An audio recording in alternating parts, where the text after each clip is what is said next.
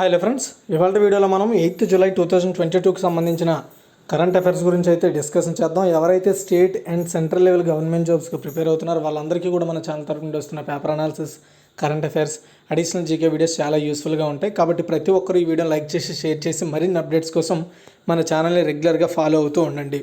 And ఈరోజు మన first question చూసుకుంటే, రెగ్యులేటరీ సమ్మతిలో లోపాలు కారణంగా ఏ బ్యాంకుకు భారతీయ రిజర్వ్ బ్యాంకు 5.72 కోట్ల రూపాయల జరిమానా విధించింది? ఆన్సర్ వచ్చేసి ఫెడరల్ బ్యాంక్ అండి. రెగ్యులేటరీ సమ్మతిలో లోపాలు ఉన్న కారణంగా ప్రైవేట్ రుణదాత అయిన ఫెడరల్ బ్యాంకుపై 5.72 కోట్ల రూపాయల జరిమానా విధించినట్లుగా Reserve Bank of India announce చేసింది. నో యువర్ కస్టమర్ అంటే కేవైసీ నిబంధనలు, అదేవిధంగా ఆర్బీఐ జారీ చేసిన బ్యాంకుల్లో వర్తింపు పనితీరుపై సూచనలను పాటించలేనందుకు బ్యాంక్ ఆఫ్ ఇండియాపై కూడా ఒక 70 లక్షల రూపాయలు జరిమానా విధించారు ఈరోజు రెండు బ్యాంకులకి. తర్వాత సెకండ్ వన్, ఏ రాష్ట్రం లేదా యూటీ భారతదేశపు మొట్టమొదటి ఈ వేస్ట్ ఎకో పార్కును అభివృద్ధి చేయనుంది? సో ఆల్రెడీ దీని గురించి మనము ఒక ఫ్యూ మంత్స్ బ్యాకే డిస్కషన్ చేసుకున్నాం. మళ్ళీ ఇప్పుడు ఎందుకు ఈ విషయం చర్చించుకున్నామో చెప్తాను. ఆన్సర్ వచ్చేసి ఢిల్లీ అండి.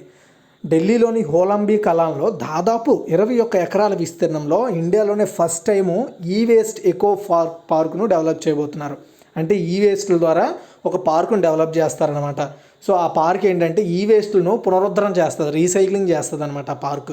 ఓకే, దానివల్ల ఏంటి, మన పర్యావరణానికి పెద్ద ముప్పు ఉండదు. ఎందుకంటే మళ్ళీ అవి పునరుద్ధరించబడి అంటే వాడబడే వస్తువులుగా తయారు చేయబడతాయి. సో ఈ విషయాన్ని ఢిల్లీ పర్యావరణ శాఖ మంత్రి గోయల్ రాయ్ తెలిపారు. సో ఎందుకంటే ఈరోజు దీని మీద మీటింగ్ ఏర్పాటు చేశారు. దాంతోపాటు 11 మంది సభ్యులతో కూడిన ఒక స్టీరింగ్ కమిటీని కూడా ఏర్పాటు చేశారు ఈరోజు. Delhi state industrial and infrastructure development కార్పొరేషన్ను ఈ పర్టికులర్ ఈ వేస్ట్ ఎకో పార్కును నిర్వహించే ఒక నోడల్ ఏజెన్సీగా, అంటే పర్టికులర్గా ఆ పార్కు నిర్వహించే అధికారం కలిగిన సంస్థగా పనిచేస్తుందని చెప్తున్నారు. ఓకే, అంటే ఢిల్లీ ప్రతి సంవత్సరం 2 లక్షల టన్నులకు పైగా ఈ వ్యర్థాలను ఉత్పత్తి చేస్తోంది. మన ఇండియాలో ఉత్పత్తి చేయబడిన మొత్తంలో దాదాపు 9.5% ఢిల్లీ నుండే ఉత్పత్తి చేయబడుతుందట. కాబట్టి దీన్ని రీసైకిల్ చేయడం చాలా ముఖ్యము. అండ్ అందులోనే ఢిల్లీలో చాలా పొల్యూషన్ ఎక్కువ కదా. సో ఇలాంటి ఈ వేస్ట్ పెరిగిపోవడం వల్ల అప్పుడు ఏమవుతుందంటే ఢిల్లీలో పొల్యూషన్ అనేది ఇంకా తారాస్థాయికి చేరుతుంది. అండ్ ఈ వేస్ట్ ఎకో పార్క్ ద్వారా ఈ వ్యర్థాలను విడదీసి అంటే వాటికి సపరేట్ చేసి వాటిని మళ్ళీ వాడేలా చేయడం, రీసైకిల్ చేయడం అండ్ సైంటిఫిక్గా అండ్ మొత్తం పర్యావరణ పరంగా మంచి పద్ధతుల్లో వాటిని తయారు చేయడం. సో అలా పనిచేస్తుంది. అండ్ మహారాష్ట్ర, తమిళనాడు, ఉత్తరప్రదేశ్, పశ్చిమ బెంగాల్ తరువాత భారత్లో ఈ వ్యర్థాల ఉత్పత్తిలో ఢిల్లీ 5th ప్లేస్లో ఉందని గుర్తుపెట్టుకోండి. తర్వాత థర్డ్ వన్, 5G మరియు ఆర్టిఫిషియల్ ఇంటెలిజెన్స్లో రోబోటిక్స్ అండ్ అడ్వాన్స్డ్ కమ్యూనికేషన్ టెక్నాలజీలపై పరిశోధన చేయడానికి Indian Institute of Sciences Bengaluru ఏ సంస్థతో ఒప్పందం కుదుర్చుకుంది? ఆన్సర్ వచ్చేసి నోకియా అండి. మీరు ఒకటి గుర్తుపెట్టుకోండి, 5G at the same time artificial ఇంటెలిజెన్స్లో రోబోటిక్స్ అండ్ అడ్వాన్స్డ్ కమ్యూనికేషన్ టెక్నాలజీస్పై స్టడీలు చేయడానికి ఫర్దర్గా సో ఐఐఎస్సి బెంగళూరులోని నెట్వర్క్డ్ రోబోటిక్స్లో నోకియా సెంటర్ ఆఫ్ ఎక్సలెన్స్ ఏర్పాటు చేస్తారండి. ఐఐఎస్ బెంగళూరులో నోకియా సెంటర్ ఆఫ్ ఎక్సలెన్స్ని ఏర్పాటు చేస్తారు. So Nokia, Indian Institute of Sciences Bengaluru కలిసి వీటి మీద పనిచేస్తే, అయితే నోకియా ఏర్పాటు చేస్తున్న నోకియా సెంటర్ ఆఫ్ ఎక్సలెన్స్ అనేది ఈ 5G, artificial intelligence, robots and advanced communication technology మీద స్టడీ చేయడానికి నిధులను సమకూరుస్తుందన్నమాట. దీని ద్వారా మన ఇండియాలో అడ్వాన్స్డ్ 5G టెక్నాలజీ కావచ్చు, ఆర్టిఫిషియల్ ఇంటెలిజెన్స్ విషయాల్లో అడ్వాన్స్డ్ కమ్యూనికేషన్ డివైజెస్ కావచ్చు, లేదా ఆ టెక్నాలజీలో మనము ఇంకొంత ముందుకెళ్ళడానికి నోకియా మనకు సహకరిస్తుందని చెప్పొచ్చు. నెక్స్ట్ ఫోర్త్ వన్, ఏ దేశానికి చెందిన Council of Medical Research dengue, chikungunya వ్యాధుల వ్యాప్తికి కారణమయ్యే వైరస్లు లేని లార్వాలను మాత్రమే ఉత్పత్తి చేసే ఆడ ఎడిస్ ఈజిప్ట్ జాతి దోమలను అభివృద్ధి చేశారు? ఆన్సర్ వచ్చేసి ఇండియా అండి. చూడండి, డెంగీ, చికెన్గున్యా ఈ వ్యాధులు రావడానికి గల కారణం ఏంటి అంటే, సో పర్టికులర్గా దోమల్లో ఉండే లార్వా అండి. అర్థమవుతుందా? వైరస్లు స్ప్రెడ్ చేసే లార్వా. సో ఈ లార్వాలు లేకుండా ఉత్పత్తి చేసే ఆడ ఏడిస్ ఈజిప్ట్ జాతి దోమలను Indian Council of Medical Research వాళ్ళు, అదేవిధంగా వెక్టర్ కంట్రోల్ రీసెర్చ్ సెంటర్ వాళ్ళు సంయుక్తంగా డెవలప్ చేశారనమాట. ఈ వ్యాధికారక వైరస్లు ఉన్న మగదోమలు ఈ ఆడదోమలతో కలిస్తే వైరస్ రహిత లార్వాలు ఉత్పత్తి అవుతాయి. అంటే యాక్చువల్గా మనకి ఈ వ్యాధులు రావడానికి గల కారణాలు ఏంటంటే ఆడదోమలే అండి. ఆడదోమలే. సో అవి కూడా ఈ ఆడ ఎడీస్ ఈజిప్ట్ దోమలే కారణం. కాబట్టి నార్మల్ మగదోమలు వెళ్ళి వాళ్ళతో సంతానోత్పత్తి చేయడం ద్వారా లేదా వాటితో కలవడం ద్వారా అలాంటివి నశించిపోతాయి అన్నమాట. ఈ ఆడ ఎడీస్ చికెన్ గున్యా లేదా డెంగ్యూని వ్యాపింపజేసే దోమలు చనిపోతాయి. ఓకే. అండ్ వీటిల్లో వైరస్లు ఉండవు కనుక వాటి నుంచి వచ్చే దోమలు డెంగీ చికెన్ గున్యాలను వ్యాపింపజేయడం అసాధ్యం. డబ్ల్యూ మేల్, డబ్ల్యూ ఆల్బీ, వోల్బోకియా అనే 2 కొత్త జాతులు ఆడ ఎడీస్ ఈజిప్ట్ దోమలను సైంటిస్టులు డెవలప్ చేశారండి. ఏంటండి, డబ్ల్యూ మేల్, డబ్ల్యూ ఆల్బీ, వోల్బోకియా అని ఈ 2 కొత్త జాతులను ఆడ ఎడీస్ ఈజిప్ట్ దోమలను సైంటిస్టులు డెవలప్ చేశారు. ఇందుకోసం వీరు గత 4 సంవత్సరాలుగా పనిచేస్తున్నారు. అండ్ వీటికి ఇంకా పర్మిషన్స్ రావాల్సి ఉందన్నమాట ఆఫీసర్స్ నుండి ఇది ఇంప్లిమెంట్ కావాలంటే. అండ్ డెంగీ చికున్గున్యా వ్యాధుల వ్యాప్తి అధికంగా ఉన్న జనావాసాల్లో ప్రతి వారం ఈ రకం ఆడదోమలను వదలాల్సి ఉంటుందని ICMR vector control research centre director doctor Ashwini Kumar చెప్పారు. తర్వాత 6th వన్, స్టార్టప్ల కోసం భారతదేశపు మొట్టమొదటి ప్రత్యేక శాఖ స్పెషల్ బ్రాంచ్ను ఏర్పాటు చేయనున్న బ్యాంక్ ఇది. ఆన్సర్ వచ్చేసి స్టేట్ బ్యాంక్ ఆఫ్ ఇండియా అండి. ఇప్పుడు మీరు చాలాసార్లు గమనించే ఉంటారండి. చాలా బ్యాంకులు ఆన్లైన్ రిలేటెడ్ ఇష్యూ వస్తే దానికంటే ఒక బ్రాంచ్ ఉంటుంది. ఇంటర్నేషనల్ ట్రాన్సాక్షన్స్కి ఓవర్సీస్ బ్రాంచెస్ ఉంటాయి. అదేవిధంగా టెక్నికల్ రిలేటెడ్ విషయాలను సాల్వ్ చేయడానికి కొన్ని బ్యాంక్స్ సపరేట్ బ్రాంచ్లు మెయింటైన్ చేస్తాయి. అదేవిధంగా మన ఇండియాలో స్టార్టప్ కల్చర్ పెరుగుతుంది కాబట్టి దానికి అనుగుణంగా స్టేట్ బ్యాంక్ ఆఫ్ ఇండియా ఏం చేస్తుందంటే కర్ణాటక డిజిటల్ ఎకానమీ మిషన్తో, దీన్ని KDEM అంటారు. ఇది కర్ణాటక స్టేట్ గవర్నమెంట్ అండర్లో పనిచేసే ఒక కమిషన్ అనమాట, ఒక మిషను. ఈ మిషను అదేవిధంగా స్టేట్ బ్యాంక్ ఆఫ్ ఇండియా కలిసి బెంగళూరులో స్టార్టప్ బ్రాంచ్ని, State Bank of India startup బ్రాంచ్ని ఇంప్లిమెంట్ చేయబోతున్నారు అనమాట, ఏర్పాటు చేయబోతున్నారు త్వరలో. ఇది ఏం చేస్తుందంటే స్టార్టప్లకి 2 కోట్ల వరకు కూడా కొలేటరల్ రహిత సహాయాన్ని అందిస్తుంది. అంటే ఫర్ ఎగ్జాంపుల్ చెప్పాలంటే ఫండింగ్ చేస్తుంది ఆ సంస్థలకి, ఫ్రీ ఏం కాదు, మళ్ళీ రిటర్న్ చేయాల్సి ఉంటుంది. తర్వాత పర్టికులర్గా స్టార్టప్ల కోసమే ఆ బ్రాంచ్ అనేది పనిచేస్తుంది, గుర్తుపెట్టుకోండి. ఇలాంటి ఒక బ్రాంచ్ని ఏర్పాటు చేస్తున్న first bank state Bank of India. First branch బెంగళూరులో అండ్ కర్ణాటక. తర్వాత 7th వన్, ఏ దేశ మాజీ ప్రధానమంత్రి షింజో అబే హత్యకు గురయ్యారు, మరణించారనమాట. ఆన్సర్ వచ్చేసి జపాన్ అండి. చూడండి, జపాన్ మాజీ ప్రధాని షింజో అబే 67 సంవత్సరాల వయసులో చనిపోయారు. అండ్ దానికి కారణం ఏంటంటే అతను యాక్చువల్గా ఒక ఓపెన్ క్యాంపెయిన్ చేస్తున్నారు. అందులో ఒక వ్యక్తి వచ్చి అతని మీద కాల్ చేయడంతో చెస్ట్ లోపలికి వెళ్ళిపోయింది. దానివల్ల డాక్టర్స్ చాలా ట్రై చేశారంట, కానీ చనిపోవడం జరిగింది. అయితే షింజో అబే తన ప్రధాన పదవికి 2020లో రాజీనామా చేశారు. హెల్త్ ఇష్యూస్ వల్ల ఆయన పదవికి రాజీనామా చేశారు. కానీ ఆయన మాత్రం రాజకీయాల్లో చాలా పొలిటికల్ రిలేటెడ్ మ్యాటర్స్లో చాలా యాక్టివ్గా కనిపించారు.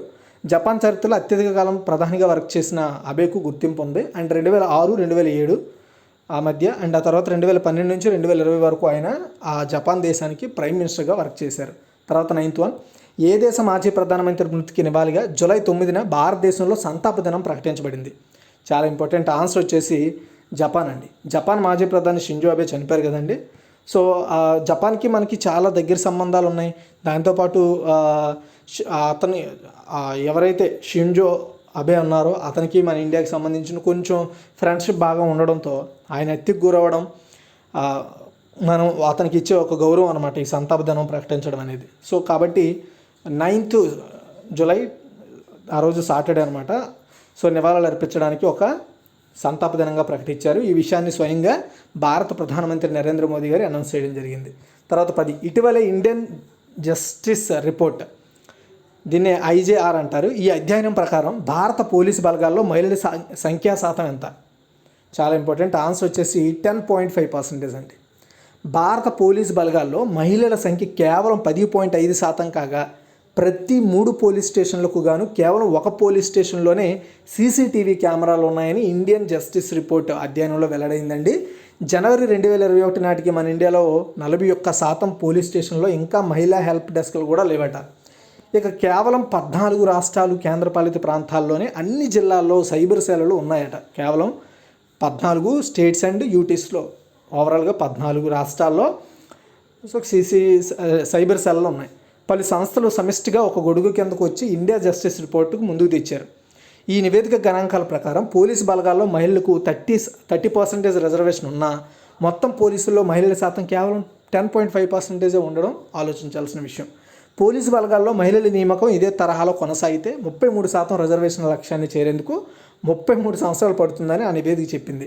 ఇక దేశవ్యాప్తంగా 17,233 పోలీస్ స్టేషన్లలో ప్రతి 3 పోలీస్ స్టేషన్లకు కేవలం ఒక స్టేషన్లోనే సీసీటీవీ కెమెరాలు ఉన్నాయని ఈ ఐజేఆర్ నివేదిక చెప్తోంది. తర్వాత 11 G20 విదేశాంగ మంత్రుల సమావేశం 2022ను ఏ దేశం నిర్వహిస్తోంది? ఆన్సర్ వచ్చేసి ఇండోనేషియా అండి.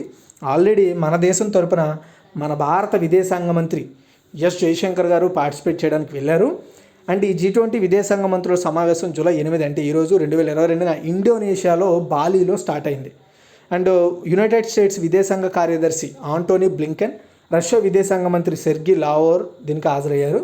ఫిబ్రవరి 24, 22న ఉక్రెయిన్లో రష్యా సైనిక దురాక్రమణ ప్రారంభించిన తర్వాత అమెరికా మరియు రష్యా ఈ అగ్ర రాయబారులు ఒక దగ్గర మీటింగ్లో కలవడం ఇదే ఫస్ట్ టైం.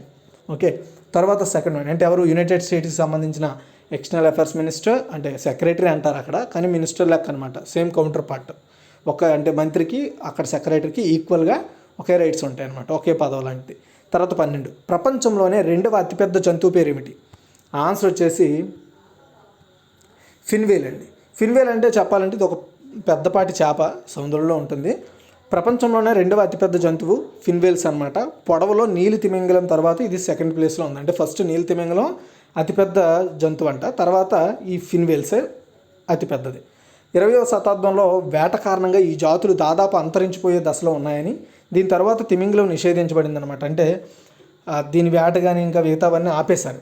అయితే ఆ తరువాత మొదటిసారిగా రీసెంట్గా డజన్ల కొద్దీ ఈ అంటార్కిటికాలోని తింటూ కనిపించాయంట కొన్ని ఫిన్వేల్స్. ఓకేనా, కాబట్టి ఇవి ఇంకా బతికే ఉన్నాయని గుర్తించి వీటిని ప్రపంచంలోనే అతిపెద్ద జంతువుగా గుర్తిస్తున్నారు. చాలా పెద్ద ఉంటాయండి ఇవి మీరు. ఓకే, సో లైక్ మీరు ఛత్రపతి సినిమాలో షార్క్ ఉంటుంది కదా, సో దాన్ని చూస్తే అర్థమవుతుంది అంత పెద్ద ఉంటాయని, అలా అనమాట.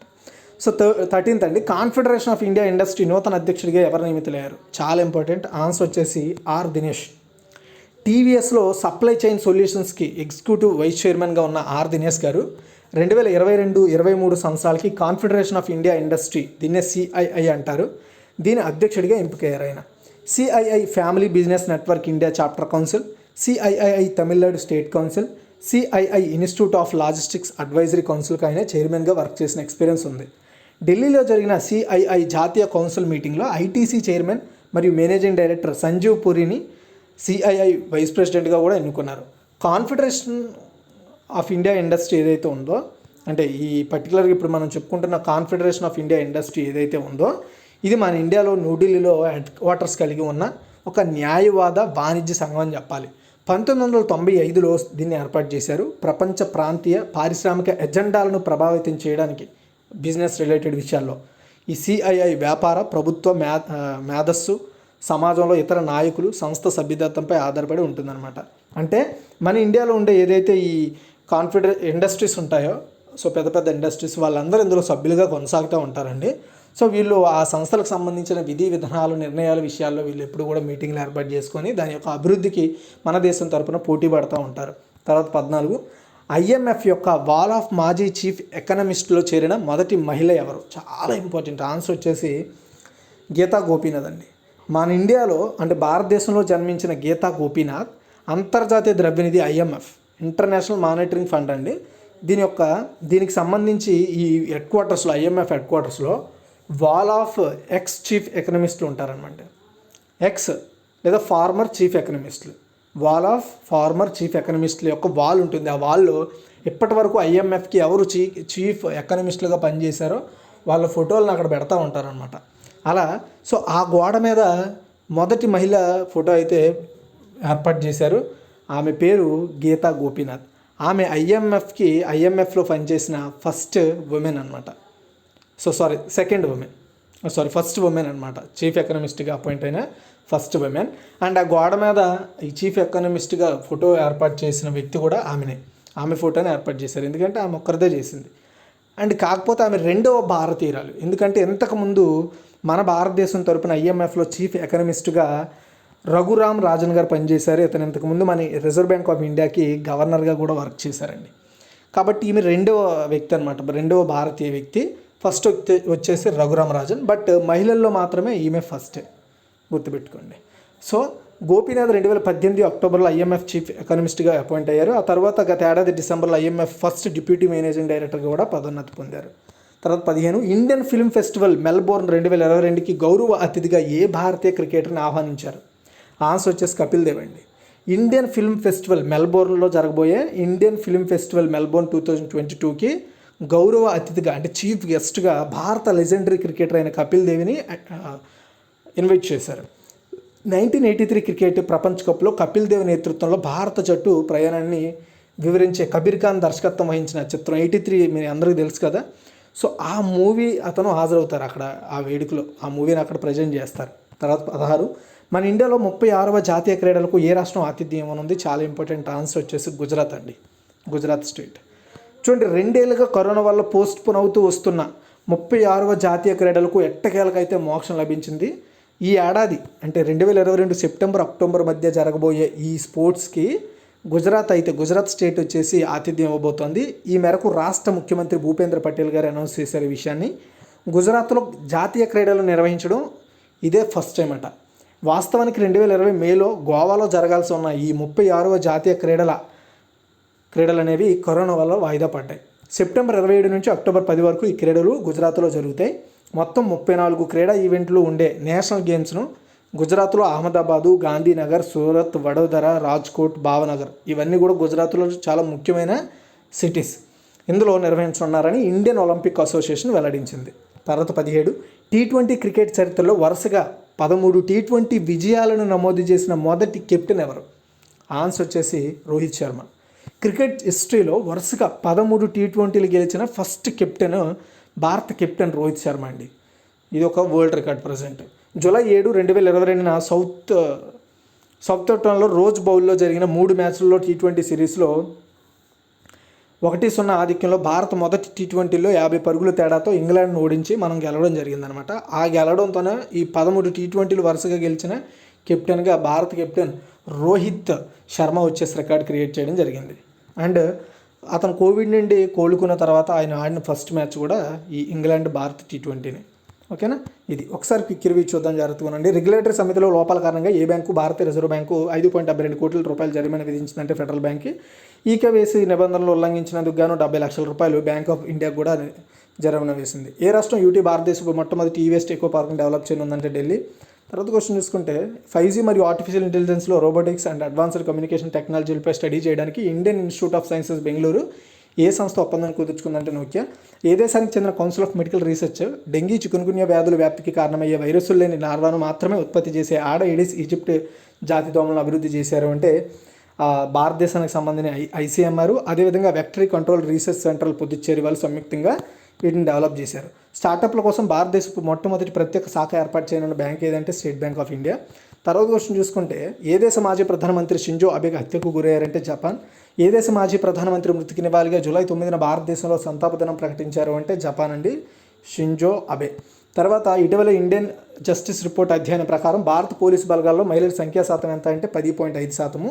G20 విదేశాంగ మంత్రుల సమావేశం 2022ని ఏ దేశం నిర్వహిస్తుందంటే ఇండోనేషియా. ప్రపంచంలో 2వ అతిపెద్ద జంతువు పేరు ఏమిటి అంటే ఆన్సర్ చూసుకున్నట్టయితే ఫిన్వేల్ అండి. కాన్ఫెడరేషన్ ఆఫ్ ఇండియన్ ఇండస్ట్రీ నూతన అధ్యక్షుడిగా ఎవరు అపాయింట్ అయ్యారు అంటే ఆర్ దినేష్. IMF యొక్క వాల్ ఆఫ్ ఫార్మర్ చీఫ్ ఎకనమిస్ట్లో చేరిన వాల్ ఆఫ్ ఫార్మర్ చీఫ్ ఎకనమిస్ట్లో చేరిన మొదటి మహిళ ఎవరు అంటే గీతా గోపీనాథ్. తర్వాత ఇండియన్ ఫిల్మ్ ఫెస్టివల్ మెల్బోర్న్ 2022కి గౌరవ అతిథిగా ఏ భారతీయ క్రికెట్ను ఇన్వైట్ చేశారంటే కపిల్ దేవ్. భారతదేశంలో 36వ జాతీయ క్రీడలకు ఏ రాష్ట్రం ఆతిథ్యం ఇవ్వనుంది అంటే గుజరాత్. తర్వాత T20 క్రికెట్ చరిత్రలో వరుసగా 13 T20 విజయాలు నమోదు చేసిన ఫస్ట్ కెప్టెన్ ఎవరు అంటే Rohit Sharma. Thanks for watching. ఈ వీడియో షేర్ చేయండి, లైక్ చేయండి. మరిన్ని అప్డేట్స్ కోసం మన ఛానల్ని రెగ్యులర్గా ఫాలో అవుతూ ఉండండి.